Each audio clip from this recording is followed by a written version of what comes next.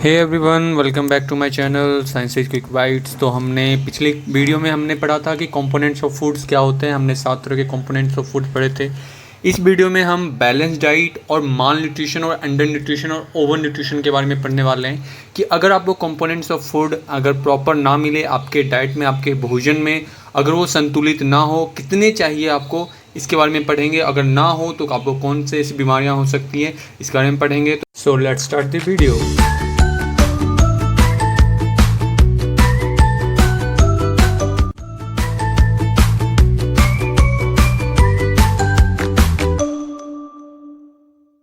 नौ अब हमने 7 तरह के कंपोनेंट्स पढ़े और हम सबका हमने क्या पढ़ा कि जैसे कार्बोहाइड्रेट और फैट जो होते हैं एनर्जी देते हैं। फैट ज़्यादा एनर्जी देता है। प्रोटीन जो है आपके बॉडी बिल्डिंग फूड है। विटामिन मिनरल्स आपके प्रोटेक्टिव फूड है। तो क्या सबको एक साथ हम क्या सिर्फ कार्बोहाइड्रेट ही खा सकते हैं या सब सिर्फ प्रोटीन खाते रहते हैं? नहीं। आपने अभी तक क्या देखा कि हर किसी का अपना अपना एक योगदान है और हर किसी की ज़रूरत है आपकी बॉडी को। तो किसकी क्या ज़रूरत है उसके अनुसार हम क्या करते हैं, अपना डाइट निर्धारित करते हैं। और डाइट को आप समझो क्या होता है। डाइट जो आप फूड खाते हो, जिस तरीके का आप फूड खाते हो, उनको हम लोग नॉर्मली डाइट कहते हैं ना। तो बैलेंस डाइट कहने का मतलब क्या है, संतुलित आहार कहने का मतलब क्या है कि any diet which contains the required amount of nutrients for any individual body. तो आप किसी भी इंडिविजुअल को, किसी भी इंसान को जितने न्यूट्रिएंट्स की रिक्वायरमेंट है आपके डाइट में, अगर उतना न्यूट्रिएंट्स होता है तो उनको हम क्या कहते हैं, बैलेंस डाइट कहते हैं। Simple definition, any diet which contains the required amount of nutrients is called balance diet. Simple.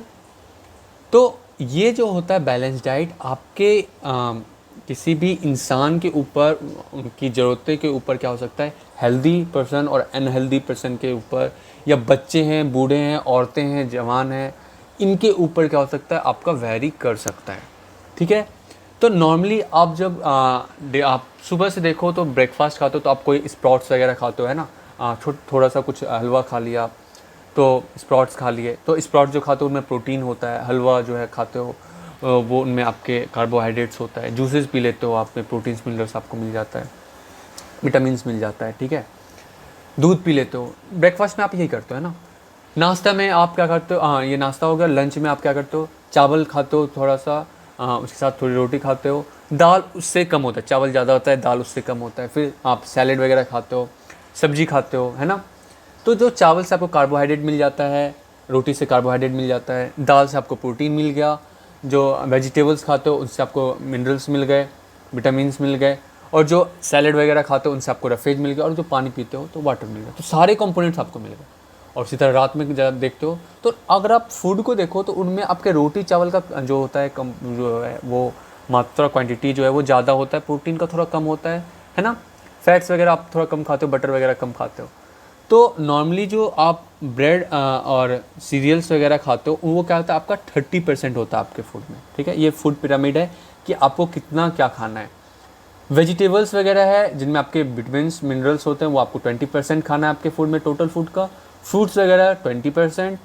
जो मीट, फिश, मिल्क, एग जो होते हैं जिनमें आपके फैट्स भी होता है, प्रोटीन्स भी होता है, ये आपको 50% खाना है, 15% खाना है।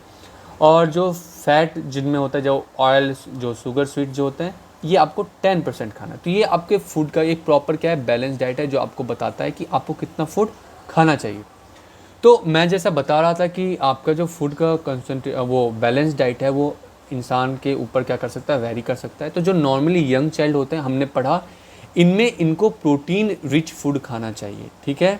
ऐसे बच्चे जो ग्रोथ कर रहे हैं उनको क्या कहते हैं, प्रोटीन रिच फूड देते हैं। प्रेग्नेंट वुमेन जो भी होती हैं उनको भी प्रोटीन रिच फूड देना चाहिए। क्यों? क्योंकि तभी उनके जो बेबी होती है, उनके अंदर जो बेबी ग्रो कर रहे होते हैं, उनके सेल का डिफ्रेंशिएशन हो रहा होता है, ग्रोथ हो रहा होता है टिश्यू का। तो प्रोटीन जो है ग्रोथ में हेल्प करता है। जो भी लेबरर्स होते हैं, मजदूर होते हैं, उनको ज़्यादा एनर्जी की ज़रूरत होती है, तो उनको जो है carbohydrate, actually energy giving food अब इनमें चाहिए। तो इनमें क्या होता है कि कार्बोहाइड्रेट और फैट्स इनको ज़्यादा चाहिए होता है फूड में। इसीलिए देखते हो जो भी लेबरर्स होते हैं वो ज़्यादा चावल या रोटी खाते हैं, है ना। तो उनको प्रोटीन ज़्यादा नहीं, उनको एनर्जी वाले फूड ज़्यादा चाहिए। तो बैलेंस डाइट जो होता है क्या है, कोई भी डाइट जिनमें आपकी जितनी बॉडी की रिक्वायरमेंट होती है उतना आपको जो न्यूट्रिएंट्स अवेलेबल होते हैं उनको हम बैलेंस डाइट कहते हैं, ठीक है। अब बच्चे अंडर न्यूट्रिशन और माल न्यूट्रिशन एक टर्म होता है। अंडर न्यूट्रिशन क्या होता है और माल न्यूट्रिशन क्या होता है? तो अंडर न्यूट्रिशन तब कहते हैं ऐसे कंडीशन को जब आपकी बॉडी को जितनी रिक्वायरमेंट होती है, जितना रिक्वायर्ड फूड चाहिए उनको उनसे कम मिलता है, तो उनको हम कहते हैं अंडर न्यूट्रिशन। और माल न्यूट्रिशन तब होता है जब आपकी बॉडी को कोई एक या उससे ज़्यादा न्यूट्रिएंट्स आपकी बॉडी को नहीं मिल रहा होता है। दोनों में डिफरेंस समझो। अंडर न्यूट्रिशन है जब आपकी बॉडी को जितना चाहिए होता है उससे कम मिलता है, मिल रहा है लेकिन उससे कम मिल रहा है। और माल न्यूट्रिशन में वो न्यूट्रिएंट्स उसको मिल ही नहीं रहे। तो जो माल न्यूट्रिशन में आपके दो तरीके के कंडीशंस हो जाते हैं, क्वासी-ओरकर और मारिस्मस, जो नॉर्मली ये आपके बच्चे में होता है और प्रोटीन की कमी की वजह से होता है मेनली, क्योंकि आपको पता है कि प्रोटीन जो है बच्चों को चाहिए, ग्रोइंग चाइल्ड को। तो अगर प्रोटीन्स नहीं मिलते तो क्वासी-ओरकर में जो है प्रोटीन की डिफिशियंसी की वजह से होता है। इनमें क्या होता है कि जो स्टमक होते हैं वो स्वलन हो जाते हैं। जैसे आप इस बच्चे को देख सकते हो, इनमें इनके जो बेली है, जो पेट है, ये क्या है, स्वलन हो चुका है। और इनकी जो बॉडी है वो थिन होती है, पतले होते हैं ये। तो इनके जो लेग्स वगैरह होते हैं वो पतले होते हैं और स्किन पे पैची जो है, अगली पैचेज लाइक क्या होते हैं, स्ट्रक्चर बन जाती है। और इनका मेंटल रिटार्डेशन हो जाता है। इनके जो नर्वस सिस्टम होते हैं या मेंटली क्या होती है, रिटार्डेड होते हैं, इतने अच्छे से वो रिस्पॉन्स नहीं कर सकते, ठीक है। और इनका जो ग्रोथ होता है वो भी स्टंटेड होता है क्योंकि प्रोटीन की कमी है, तो ग्रोथ अच्छे से नहीं होगी। फिर आपका आता है मैरिस्मस जो है क्वासी-ओरकर से थोड़ा डिफरेंट है। इनको हम लोग PEM डिजीज कहते हैं, जिनमें क्या होता है, प्रोटीन एनर्जी माल न्यूट्रिशन। तो इनमें क्या होता है कि प्रोटीन और साथ साथ एनर्जी का माल न्यूट्रिशन होता है। इनमें एनर्जी कहने का मतलब इनमें कार्बोहाइड्रेट्स और फैट्स की कमी की वजह से भी हो जाता है। तो जो आपका जो क्वासी-ओरकर था वो सिर्फ प्रोटीन की कमी की वजह से भी हो सकता है। और मारिस्मस में जब आपको प्रोटीन और कार्बोहाइड्रेट और फैट्स भी ना मिले तो आपको ये वो कंडीशन आ सकती है। इनमें क्या होता है कि आपके जो बॉडी होते हैं वो बहुत ही पतले और कमज़ोर हो जाते हैं। बच्चों की बॉडी कमज़ोर हो जाती है, वो इतने कमज़ोर हो जाते हैं कि वो मूवमेंट भी नहीं कर सकते। और इनमें ग्रोथ जो होती है वो रिटार्डेड हो जाती है, उनकी ग्रोथ अच्छे से नहीं होती। तो आप इस बच्चे को देख सकते हो कि इनके रिब केज तक, जो रिब केज है वो तक दिखता है, इनके हाथ कितने पतले हो जाते हैं।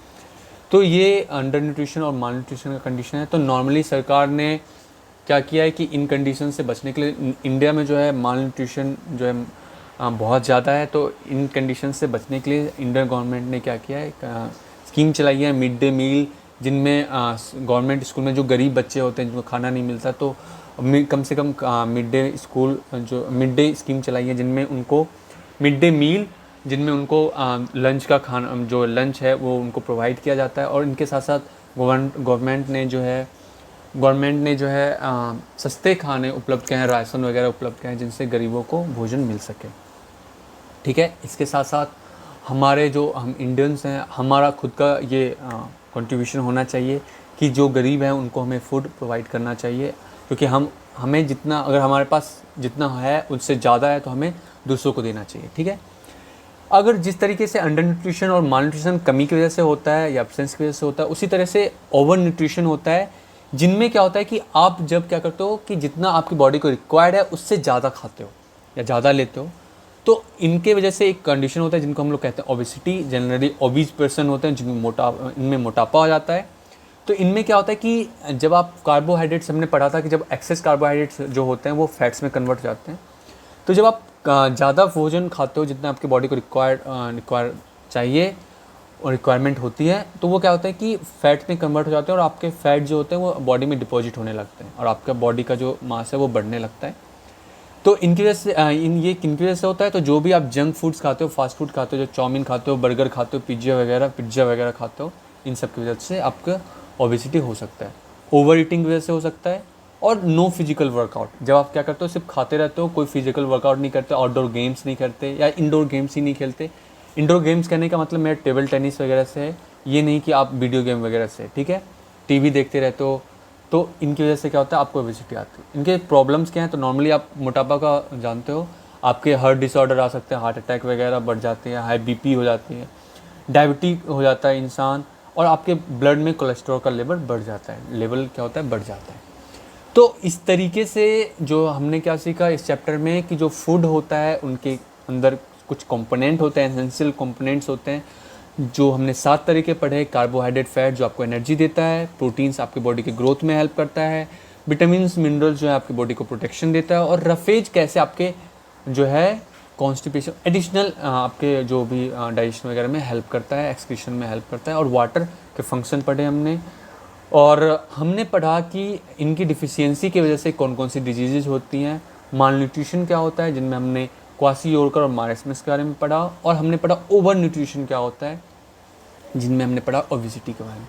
तो आई होप कि आपको ये चैप्टर समझ में आया हो, और इस चैप्टर से आप ये सीख के जाओ कि फूड को वेस्ट नहीं करना, और फूड को किस तरीके से बैलेंस डाइट में आपको फूड चाहिए, आपको जो बॉडी को आपको रिक्वायरमेंट। तो ऐसा कहते हैं कि आपको डॉक्टर से हर महीने या आपको रेगुलर जो है आपको चेकअप कराना चाहिए, और एक चार्ट आपको होना चाहिए, प्रॉपर आपको पता होना चाहिए कि आपके डाइट में किस चीज़ की कमी है और कौन सा डाइट आपको लेना चाहिए। तो ये डॉक्टर आपको बता देते हैं। तो इस तरीके से आप क्या कर सकते हो, आपके अपने बॉडी के प्रॉपर ग्रोथ और डेवलपमेंट में आपका फूड हेल्प करता है। आई होप कि आपको ये वीडियो पसंद आई हो, आपको समझ में आया हो। आपको अगर आपको ये वीडियो समझ में आई और आपको अच्छा लगा तो लाइक बटन दबाओ, और कोई भी क्वेश्चन हो आप कमेंट सेक्शन में पूछ सकते हो मुझसे, और वीडियो में क्या इम्प्रूवमेंट करनी चाहिए, कैसा लगा वीडियो आपको, आप कमेंट सेक्शन में बताइए मुझे। और thank you for the watching, और ऐसे रिस्पांस देने के लिए बहुत बहुत धन्यवाद। और जिन बच्चों ने अभी तक सब्सक्राइब बटन नहीं दबाया है वो आप सब्सक्राइब करो चैनल को, ताकि आपको ऐसी वीडियोज़ मिलती रहें। और ये जो चैनल है आपको क्विक नोट्स प्रोवाइड करता है, हैंड रिटन नोट्स प्रोवाइड करता है, जिनको आप क्या कर सकते हो, एग्ज़ाम के वक्त आप क्विक रिकैप कर सकते हो। इस नोट्स से आप देख के समझ सकते हो, आप चाहे तो इनको लिख भी सकते हो। ठीक है बच्चों, क्योंकि आपको पता है कि जब आप हायर क्लासेज में जाते हो तो आपको नोट्स जो हैं वो ज़्यादा इम्पोर्टेंट हो जाते हैं, क्योंकि आपके पास इतना टाइम नहीं रहता कि बुक्स पढ़ते रहें। तो नोट जो आपको हेल्प करता है कि एक बार आपने बुक पढ़ के नोट्स बना लिए, तो आप उन नोट्स को बाद में अगर पलटा के देखोगे तो आपको माइंड में ऐसे फिट हो जाता है, और आप तुरंत रिकैप कर लेते हो, रिकैप्चुलेट कर लेते हो। तो ठीक है बच्चों, इसी के साथ अपना ध्यान रखिए, और ऐसे पेंडेमिक कंडीशन में आप सुरक्षित रहिए। Thank you.